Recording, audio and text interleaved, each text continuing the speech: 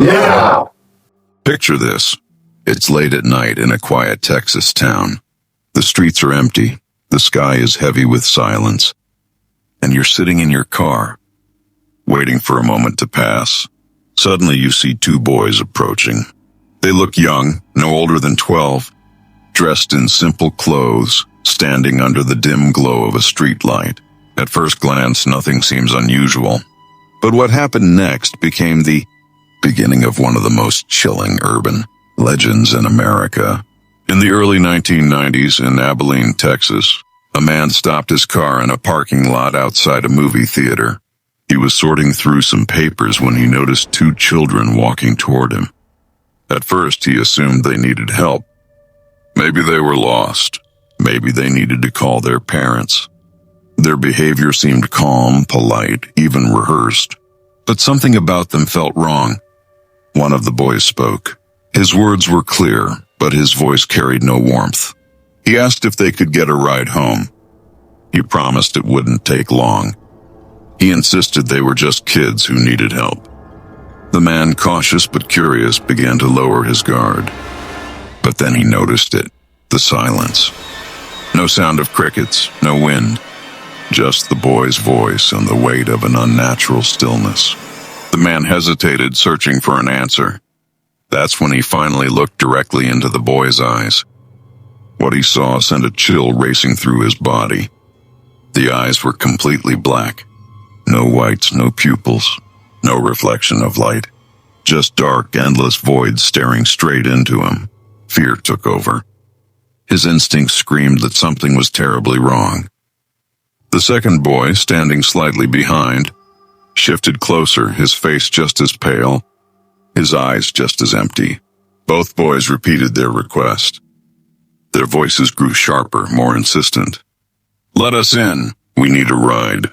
We can't come in unless you say yes." The man's hand trembled on the steering wheel. He felt trapped between the urge to help and the overwhelming dread clawing at his chest. Every part of his body told him to run. He slammed the car into gear and sped away, leaving the boys standing motionless under the streetlight, watching as his headlights disappeared into the night. When the man looked back in his rearview mirror, the children were gone. No running, no movement, just vanished. That night became the first widely reported encounter with what we now call the black-eyed children of Texas. Think about it. You're alone in a parking lot. Two children ask for help. They look harmless until you see their eyes. Would you help them? Or would you, like the man in Abilene, run into the night and never look back? Across America, the stories repeat themselves. From quiet suburban streets to lonely highways, witnesses describe the same chilling encounters. Two children appear, usually late at night, and they always seem out of place. They knock on doors, tap on windows, or approach cars parked in dark lots. Their request is simple. They want to come inside. They need a ride. They need to use the phone. On the surface, it sounds harmless, but every person who has met them tells the same story. Something about these children feels wrong before their eyes are even revealed. Imagine sitting in your living room as the clock nears midnight. A soft knock echoes from the front door. You hesitate, wondering who could be out there at such an hour. Peering through the glass, you see two children standing on your porch. Their clothes look slightly outdated, their skin pale under the porch light. You open the door just a crack, ready to ask if they're lost, and instantly the air feels heavier. The older child speaks, his voice flat, rehearsed, almost robotic. "Please let us in. We need to call our mother." Your gut clenches. Your instincts scream danger, but they keep insisting. They never step across the threshold. They wait. They always wait for permission. People who have faced them describe an overwhelming wave of dread. Not fear the way you feel in a dark alley. Not nervousness from a stranger's stare, but something deeper, primal. A warning wired into the human body. Your heartbeat quickens. Your breathing shortens. Every part of you says this isn't right. And then it happens. You look into their eyes, black, not just dark brown, not shadows, completely black, bottomless voids with no whites, no pupils, nothing human left. Those who encounter the children report strange after effects. Some fall suddenly ill, developing migraines, fevers, or unexplained nosebleeds. Others describe their pets reacting violently, barking and growling at the unseen presence outside. Electronics flicker, phones lose signal, lights dim as if the very air is draining of energy. And yet the children remain calm, polite, repeating their request to be let in, never raising their voices, never forcing their way inside. They stand there patiently as though they know time itself is on their side. These disturbing patterns stretch far beyond Texas. In Ohio, a man reported 2 children knocking on his window late at night, asking to be let in because it was too cold outside. In California, a woman claimed she was followed home from a gas station by a pair of black-eyed children who appeared outside her bedroom. Window hours later, different states, different people, but always the same details: pale skin, robotic speech, a demand for entry, and those lifeless eyes. The pattern is too precise to ignore. Too many stories line up perfectly, spreading across decades and states, told by people who have never met. Whether urban legend, mass hysteria, or something truly paranormal, one thing remains certain. If you ever hear that soft knock on your door late at night, you may already know who is waiting on the other side. Some say they are aliens, others whisper they are demons, and a few believe they are vampires dressed in modern clothes. The truth is, no one knows exactly what the black-eyed children are, but theories have grown as their stories spread across America. The most popular explanation is extraterrestrial. Supporters of this idea claim the children are part of a long-term study sent to test human reactions.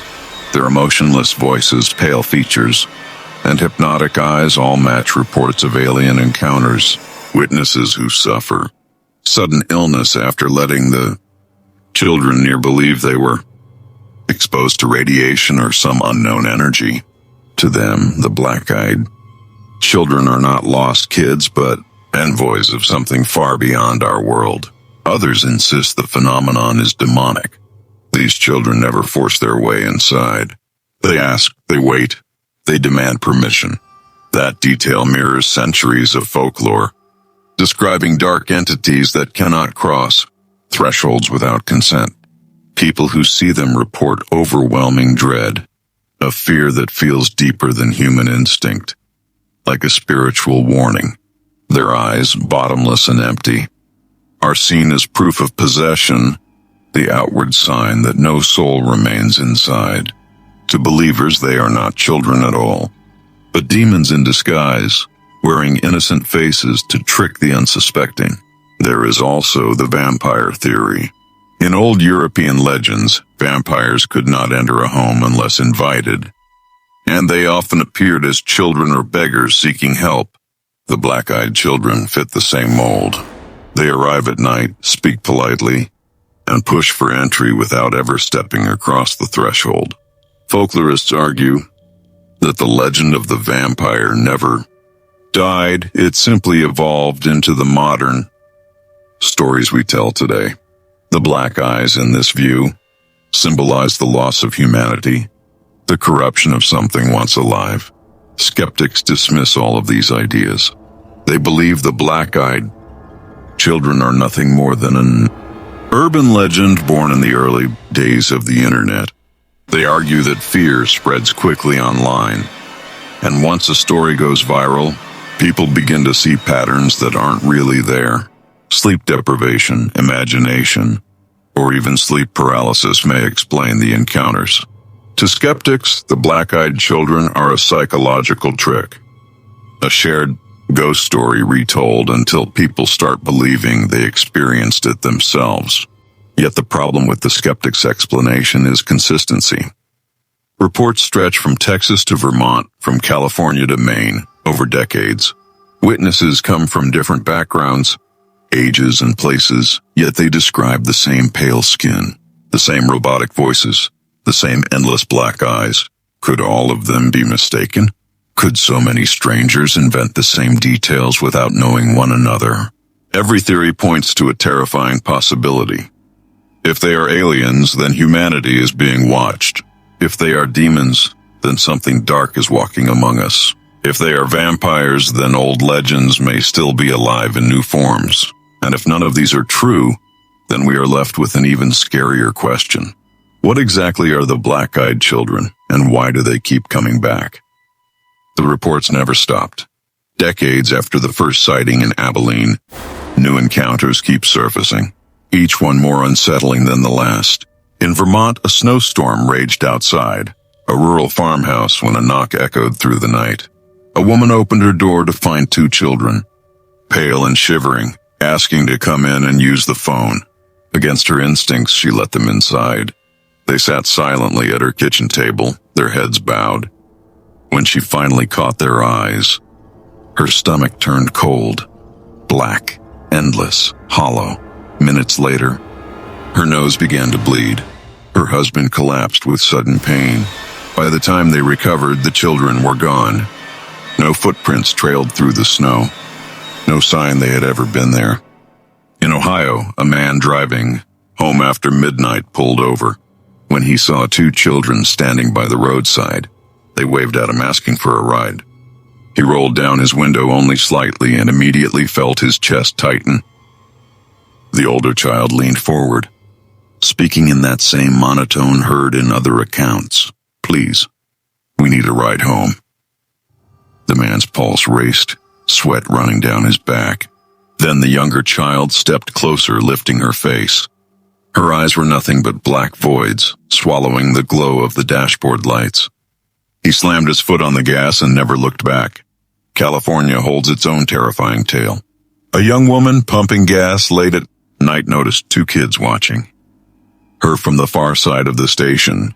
They didn't move, didn't blink, just stared.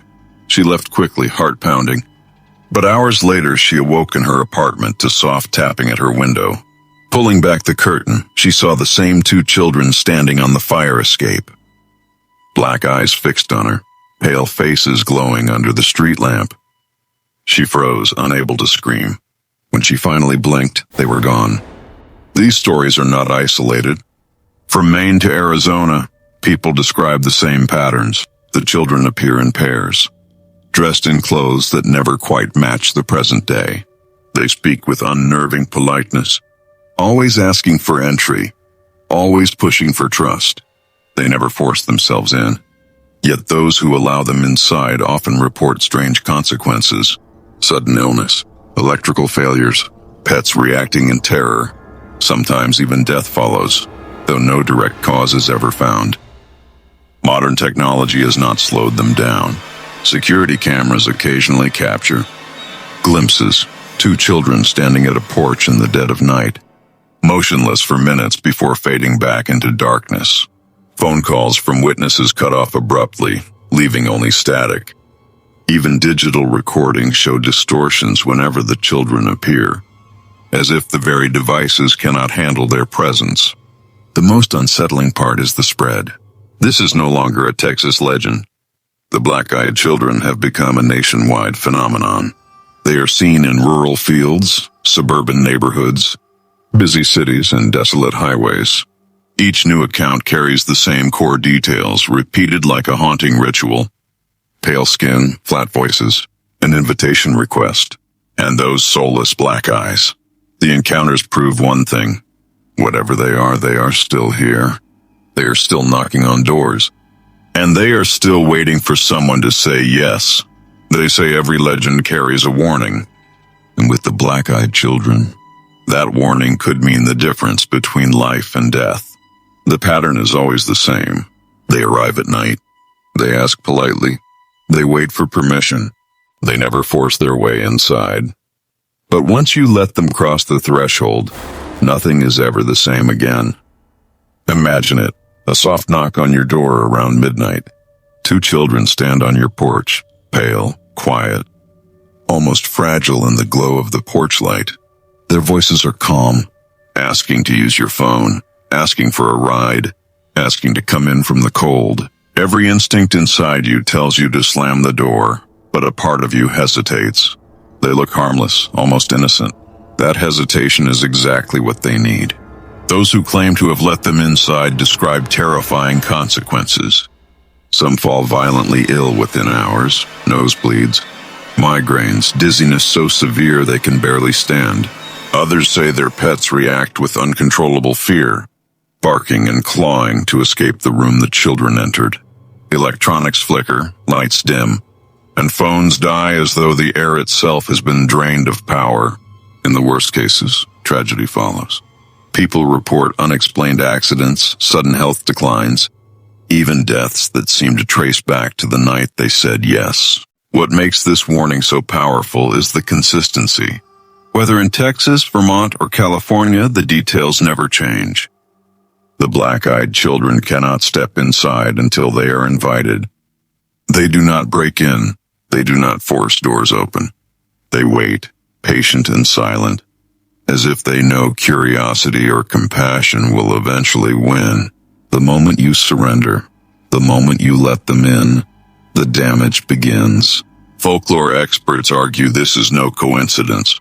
The need for permission mirrors vampire myths, demonic possession tales, and countless cultural warnings about opening your home to something you do not understand. It is as if the black-eyed children are bound by a rule older than memory, a rule that keeps them outside unless you break it for them. The scariest part is that no one knows what happens if you allow them to stay. Survivors tell only fragments, sudden fainting, overwhelming darkness, or waking hours later with the children gone. Some never speak of it again. Some never recover at all. It leaves one chilling possibility. The encounters we know may only be the stories of those who resisted. Those who said yes may never have lived to tell the rest. So the warning stands clear, carried through decades of whispers and testimonies. If you hear a knock in the night, if you see children waiting outside with eyes blacker than the void itself, do not open the door. Do not speak. Do not listen. Because once you grant them permission, you may have already sealed your fate.